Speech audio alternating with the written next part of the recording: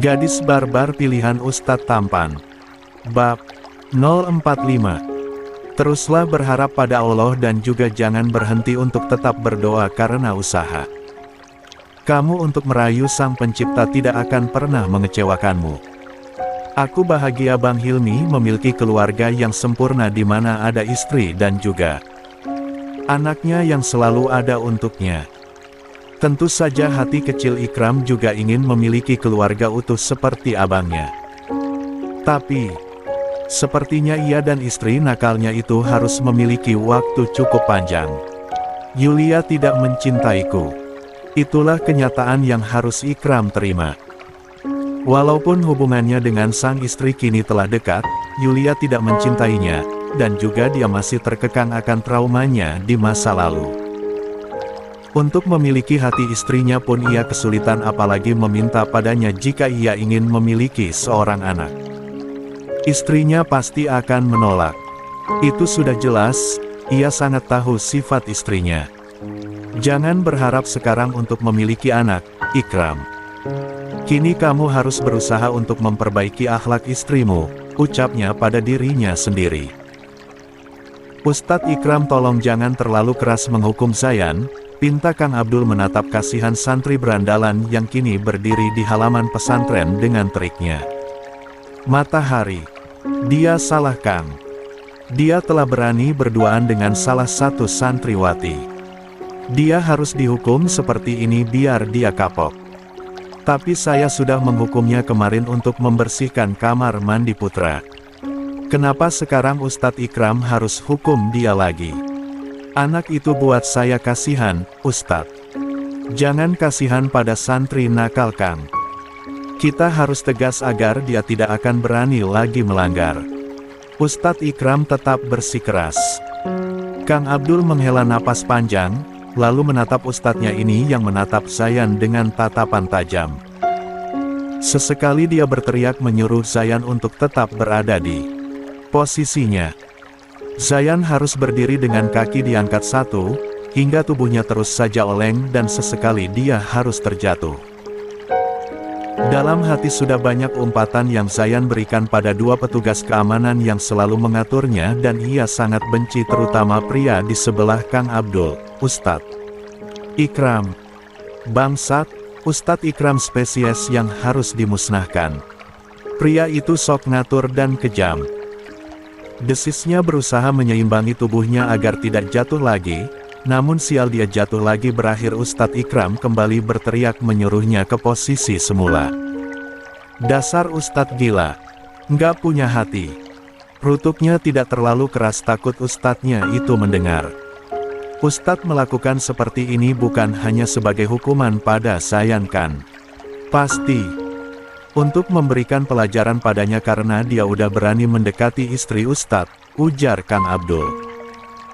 Kedua tangan Ustadz Ikram dia taruh ke belakang, lalu tersenyum kecil mendengar tebakan dari Kang Abdul yang tepat sasaran. Saya tidak suka istri saya dekat dengan pria selain saya. Dan Kang Abdul sekarang mengerti. Pantas saja Zayan harus menerima hukuman 2 kali, ternyata ini alasannya. Walaupun dia sudah menduga sejak awal. Tapi Ustadz apa tidak kasihan sama Zayan? Kenapa harus kasihan? Dia santri berandalan yang sering melanggar peraturan pesantren. Saya benci orang yang melanggar apalagi itu disengaja. Bahkan dia tidak malu nama dan fotonya terpajang di dinding, malahan dia berkata dia seperti selebritis yang terkenal di wilayah pesantren ini. Anak itu sungguh nakal, saya harus tegas padanya. Kang Abdul mengambil pisau lipat di saku kokonya dan memberikannya pada Ustadz Ikram. Saya dapat pisau ini dari Baya dan Rion. Mereka bilang ini pisau milik Zayan. Mereka sering diam-diam melihat Zayan setiap malam selalu mengiris pergelangan tangannya, Ustadz. Deh. Jantung Ikram seperti berhenti beberapa detik mendengarnya. Kang Abdul jangan bercanda, ini nggak lucu. Saya tidak bercanda Ustadz. Saya juga melihat sendiri tangan Zayan waktu dia wudhu ada bekas luka di lengannya. Saya ingin bertanya pada anak itu tapi dia selalu saja mengelak. Setelah terdiam beberapa menit sambil memikirkan sikap nakal Zayan yang selalu ingin pergi keluar dari pesantren dan membuatnya kewalahan, Ustadz Ikram akhirnya berjalan mendekati Zayan yang berdiri di halaman pesantren.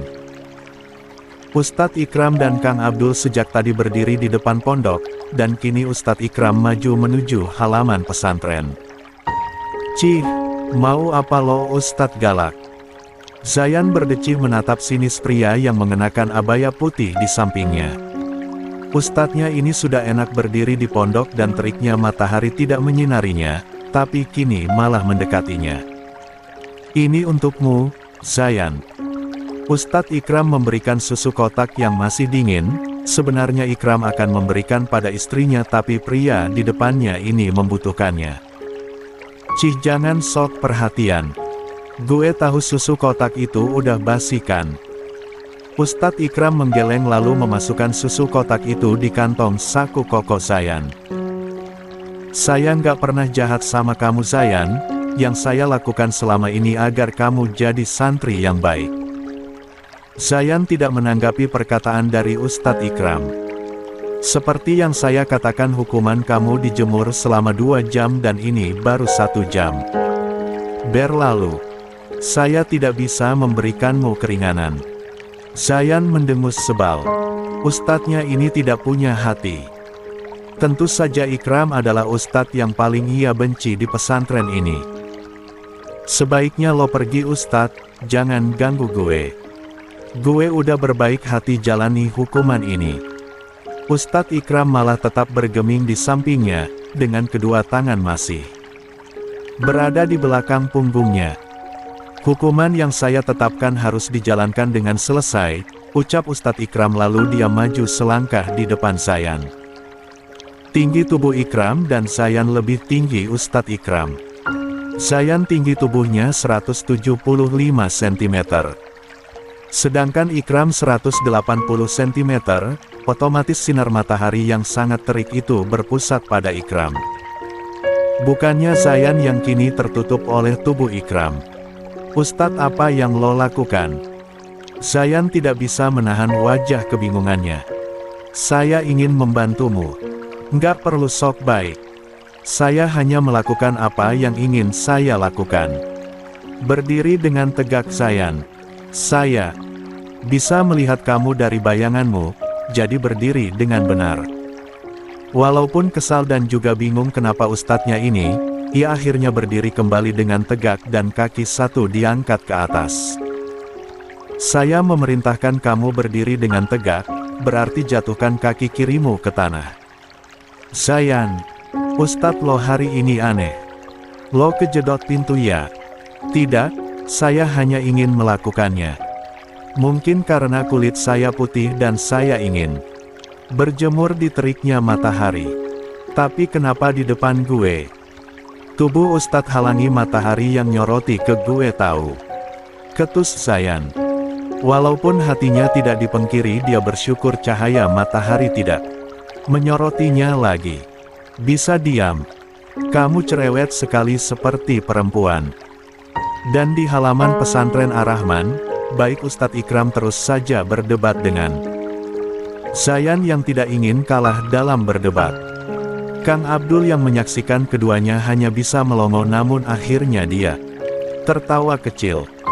Ustadz Ikram bilang aja dia ingin melindungi santrinya itu agar tidak terkena sinar matahari, apa susahnya coba?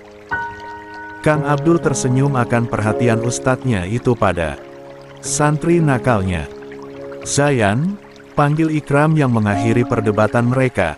Dia menatap ke atas, di mana cahaya matahari sungguh terik membuat wajah putihnya mulai penuh keringat. "Apa? Di dunia ini setiap manusia pasti akan diuji.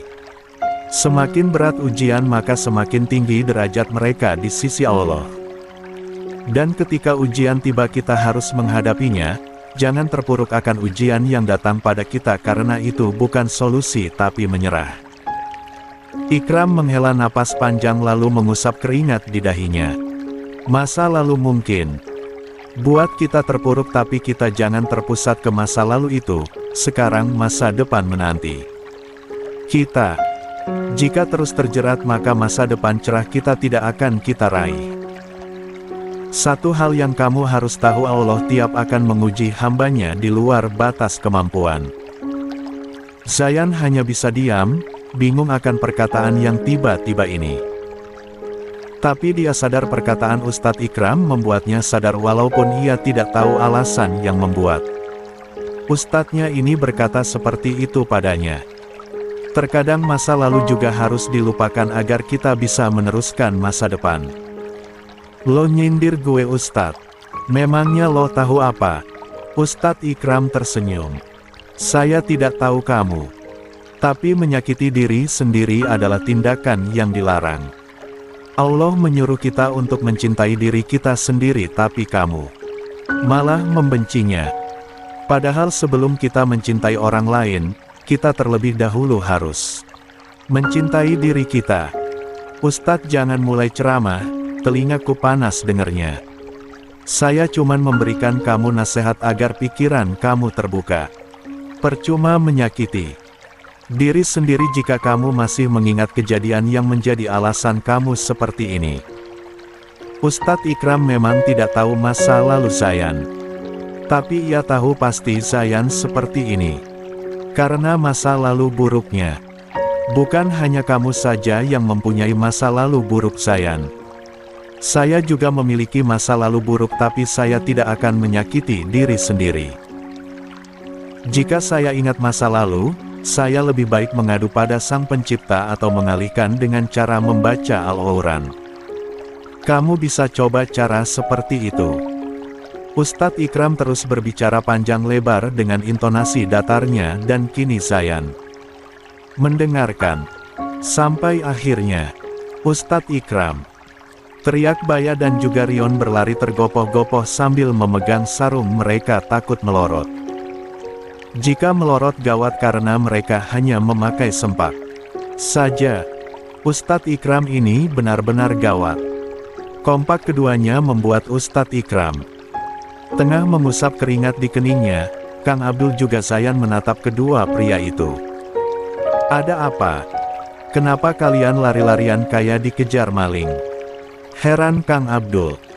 Ustadz Ikram diam sambil menunggu apa yang kedua santrinya itu katakan. Hatinya mendadak gelisah entah kenapa.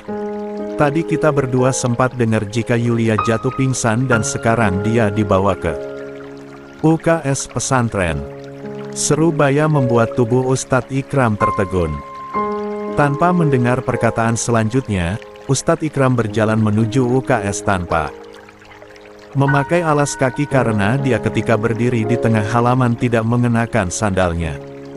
Itu bukan hanya Ustadz Ikram yang berlari, Zayan pun ikut berlari saat mendengar temannya pingsan. Mendadak hatinya khawatir. Teken, Yulia dibawa oleh ketiga santriwati dan Ustazah Zahra ke UKS bersama-sama. Dan kini mulai diperiksa oleh dokter pesantren. Bagaimana keadaan Yulia, dok? Tanya Ustazah Zahra benar-benar cemas. Dokter perempuan yang mengenakan hijab putih persegi 4 itu tersenyum kecil setelah memeriksa keadaan Yulia. Dia baik-baik aja, Ustazah. Hanya saja Yulia butuh istirahat. Sepertinya santri Ustazah yang satu ini terlalu banyak begadang, lihat kantung matanya dan juga wajahnya pucat. Ustazah Zahra lega seketika mendengar santrinya ini tidak terjadi apa-apa.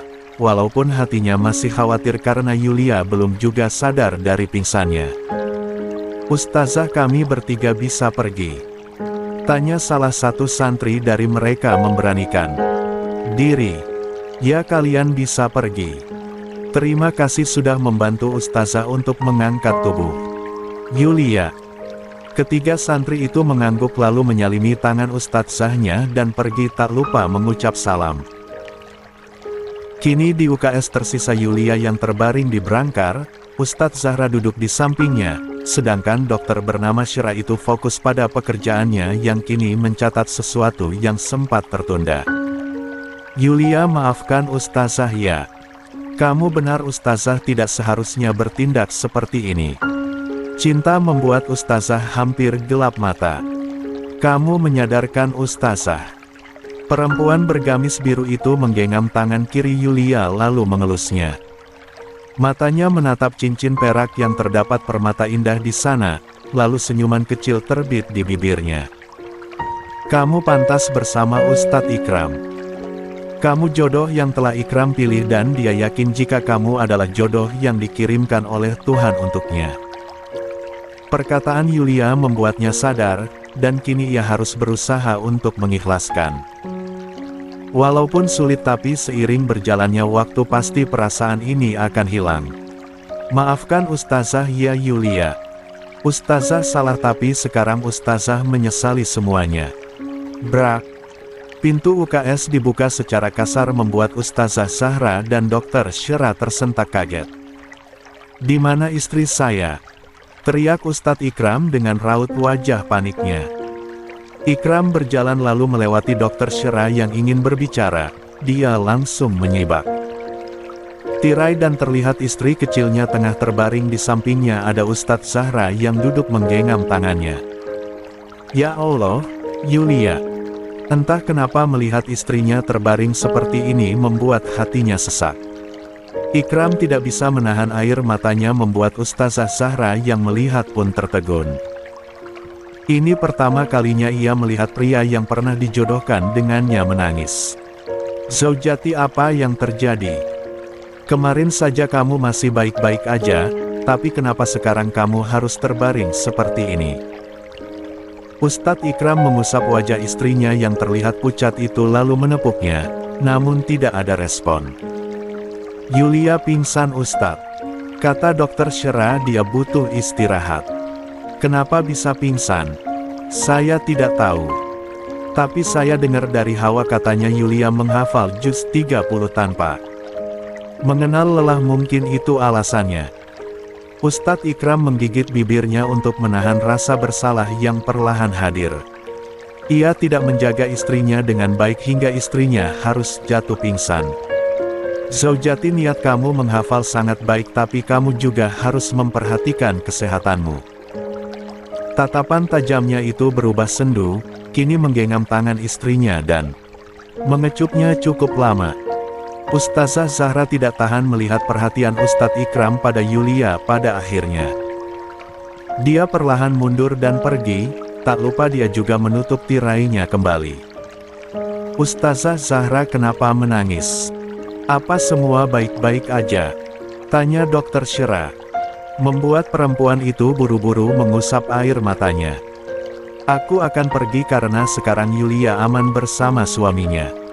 Tolong jangan ganggu mereka, biarkan Ustadz Ikram menemani Yulia sampai sadar, Dok. Setelah mengatakan itu dia keluar dari UKS, bertepatan dengan itu Zayan baru datang terlambat karena kedua kakinya yang tidak bisa berlari karena kram terlalu lama berdiri. Zayan, ada apa kamu datang kemari? Kamu sakitkah? Tanya Dokter Syera. Jika iya, tunggu di berangkar. Nanti Dokter Adam akan segera datang. Zayan menggeleng. Gue kesini ingin melihat keadaan teman gue, Dok. Dia berjalan perlahan dan ingin menyibak tirai putih di depannya yang ia yakini Yulia ada di sana, namun perkataan dari dalam membuatnya terhenti. Jangan seperti ini, Zaujati. Ayo bangun, jangan buat Mas khawatir. Itu suara Ustadz Ikram. Pada akhirnya Zayan mendekat dan mengintip di celah tirai yang terbuka. Kedua matanya sedikit melebar saat melihat ustadznya itu menggenggam tangan Yulia dan mengecupnya.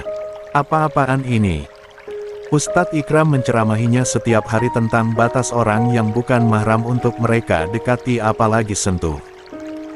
Tapi kenapa ustadznya malah melanggar? Dasar Ustadz gadungan, desisnya ingin menyibak tirai namun segera Dokter Syera. Tahan. Zayan, jangan ganggu mereka berdua. Sebaiknya kamu baringkan tubuhmu di atas brangkar sana. Lihat wajah kamu juga pucat. Pasti abis terkena hukuman lagi kan? Dokter itu Ustadz Ikram sama Yulia. Kenapa? Jangan khawatir Yulia baik-baik aja, dia udah ditemani oleh Ustadz Ikram. Zayan menggeleng, dia semakin bingung akan perkataan Dokter Syera yang tidak panik mengetahui Ustadz Ikram bersama Yulia. Enggak, ini enggak benar, dok. Ustadz Ikram pernah berkata jika kita nggak boleh berdekatan dengan yang bukan mahram, bahkan menyentuhnya pun nggak boleh. Tapi itu Ustadz Ikram. Ustadz Ikram kan suaminya Yulia, Zayan. Kenapa kamu seakan tidak tahu itu? Padahal semua orang di pesantren ini tahu loh. Deh. Jantungnya seakan berhenti mendengar fakta ini. Ustadz Ikram dan Yulia telah menikah. Dan sekarang mereka menjadi sepasang suami istri. Bagaimana bisa? Zayan, are you okay? Cemas Dokter Syera. Zayan hanya menatap kosong sampai akhirnya dia pergi dengan perasaan tak karuan. Sedok kakak. Yuj. Kedua mata Yulia terbuka, dia mengerang saat kepalanya terasa pusing, sampai akhirnya dia sadar sekarang ia berada di tempat asing. Menatap ke bawah ternyata perutnya berat sebab kepala seorang menimpanya. Kenapa gue ada di tempat ini? Tunggu, sekarang ia berada di UKS pesantren ternyata. Berusaha mengingat kejadian membuatnya berakhir seperti ini. Ternyata ia jatuh pingsan dan sepertinya Ustazah Zahra membawanya kemari. Tapi kemana sekarang Ustazah Zahra? Kenapa suaminya yang kini berada di sampingnya? Ustadz Ikram seketika terbangun dari tidurnya. Dia mengerjap lalu matanya berbinar menatap istrinya yang akhirnya telah sadar. Alhamdulillah Zaujati, akhirnya kamu sadar. Bagian mana yang sakit? Tunggu, Mas akan panggilkan Dokter Syera. Nggak usah Ustadz, aku baik-baik aja. Yulia menahan tangan suaminya yang akan beranjak pergi. Ini pertama kalinya aku pingsan, dan ternyata rasanya seperti ini. Ini suatu fenomena yang benar-benar luar biasa. Dia memegang kedua pipinya lalu berdecak kagum, tidak memperdulikan Ustadz Ikram yang sangat khawatir padanya. Zaujati, apa yang kamu katakan? Kamu buat Mas cemas tahu. Aku kan sekarang udah baik-baik aja Ustadz, nggak usah lebay deh. Ikram memasang wajah kesal. Kamu ini benar-benar. Yulia hanya bisa menyengir lalu meraba saku bajunya dan mengeluarkan juz amma yang ternyata ada di sana. Aku udah hafal juz 30, sekarang mana hadiah untuk aku?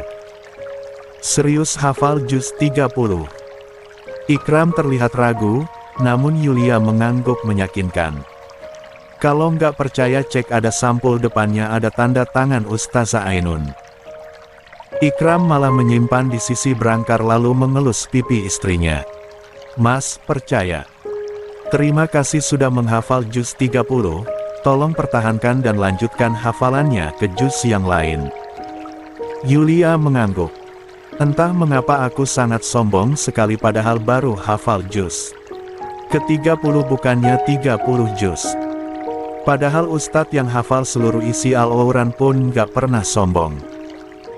Ikram tertawa lalu menarik hidung mancung istrinya. Tidak masalah hanya hafal juz 30, pasti suatu saat nanti zaujatiku ini akan menghafal 30 juz. Kenapa Ustadz seyakin itu padaku? Padahal dirinya sendiri saja ragu. Karena hati kecil Mas berkata jika kamu mampu untuk melakukannya, kamu harus berusaha untuk menghafal Al-Quran biar kelak di akhirat nanti kamu bisa memberikan mahkota pada umimu. Benarkah? Iya, Zaujati.